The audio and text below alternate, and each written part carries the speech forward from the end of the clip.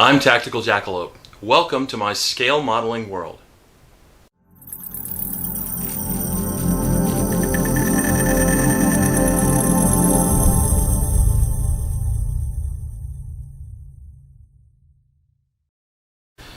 So what do I have in store for you today, guys?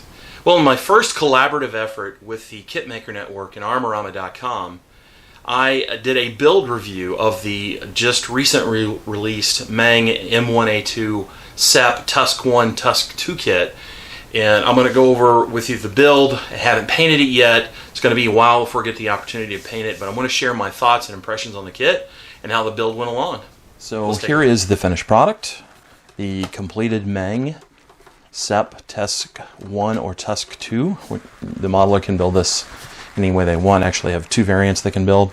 I decided in my kit to build the Tusk 1, which has the flat enhanced reactive armor blocks. The Tusk 2 has the rounded ceramic plates over the top of that. That's the newer, quote-unquote, newer version.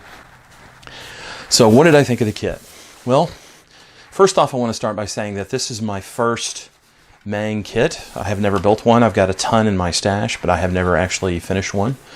The kit is incredibly detailed, but I think that's to be expected coming from Meng. They are known as a premium kit manufacturer. The detail of the parts, the fidelity, the crispness of the parts is all superb. It's all excellent.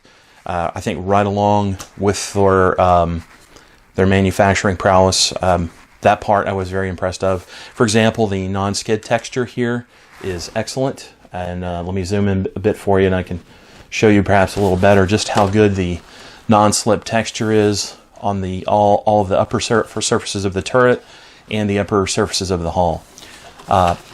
So that part was excellent. Now, I will tell you this.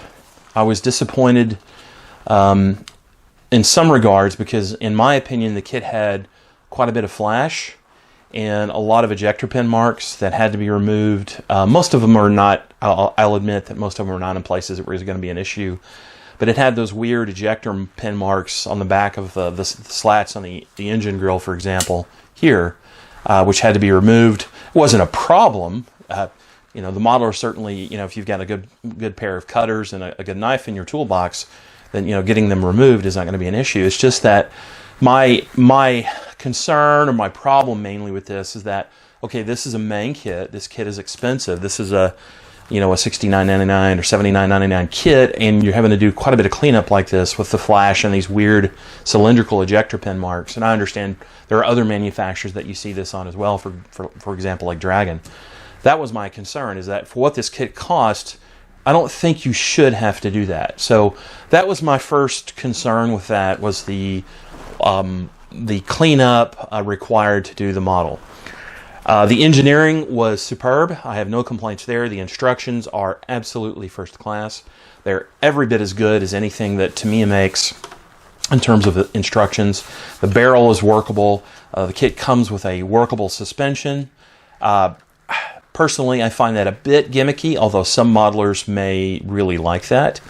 But it has one nonetheless. You may have an application for that if you're going to build it on a diorama with uneven terrain. I can see certainly where some modelers would appreciate that. Just, a little gimmicky for me. Now, there are a few places where the fit did require some minor filling. You had to do some surgery on the kit in a few places to make some of the plates fit, depending on which variant you were going to build. Once again, not a big deal, but if you don't pay attention what you're going to do, then you end up having to do some filling. And I just still, once again, I find this a little disappointing considering Meng's place in the market and the cost of the model.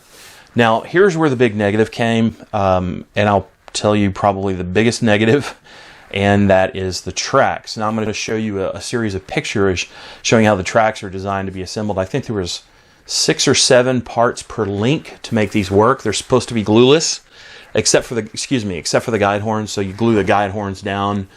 You can cut the guide horns off in sections of 6 and glue them on all simultaneously together. That part wasn't so bad. But the jig that they supply with the kit to assemble it is absolutely useless. It doesn't really hold the links in place. It's not deep enough. So you're to lay down a bottom layer of the bottom track pads, set the bi-pin links on top of that inside the jig, and then set another section of track pads on top of that and snap them all together. Well, yeah, it doesn't work. They go everywhere because the jig is just not designed good enough to the indentations in the jig are not deep enough to hold that in place. The track assembly parts just go everywhere. And guys, let me tell you that I spent a considerable amount of time trying to make this work. I did assemble a few sections of track. I mean, they're nice, they're workable. The tracks are horrible. They're not usable because of the jig design, in my opinion. You may find this more workable. You may enjoy that. Perhaps there's some modelers out there that wouldn't find that an issue, or maybe they find a workaround around the poor jig. But in my opinion, you're going to have to go aftermarket. Now, I actually bought a set of reels, and I bought the AFV Club workable track set, which are both superior in my opinion to what comes with the track. But for what this kit costs, the track should be better in my opinion. Once again, some of you guys may not have an issue with that. That's fine. This is just my experience, and I wanted to share it with you guys. That to me ruined the kit. The tracks are horrible. So I'm just, it was hard for me to get over that at that point. And I had intended to use the Freels or the AFE Club tracks, but because of time expediency, what it ended up doing is just using some of the one-piece, vinyl or rubber band, quote-unquote, style tracks that out of the Tamiya Tusk kit. I mean, quite frankly, I'm not sure how useful the workable tracks are, because as you can see, the side skirts hide most of the tracks and the track detail anyways. So that was really disappointing for me. I do love the way the kit looks. This is a really sleek vehicle, and Meng has done a fantastic job of rendering it. For me, as my first Meng kit, I have to admit I was a bit disappointed. And I hope that if you guys choose to buy and build this kit, your experience is a little better than mine. So I gave this a score of 75%. I still give it a pretty good score because the detail and the fidelity of the parts is superb and the engineering is excellent.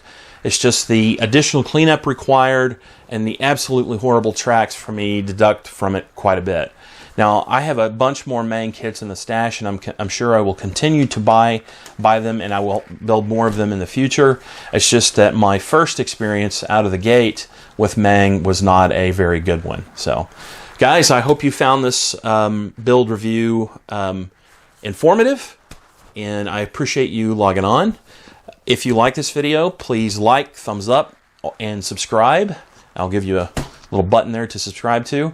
Check out the Kitmaker Network and Armorama.com if you have not done so. I will also provide links for you guys to do that down below in the description. I hope everyone has a great week. Take care. Bye-bye.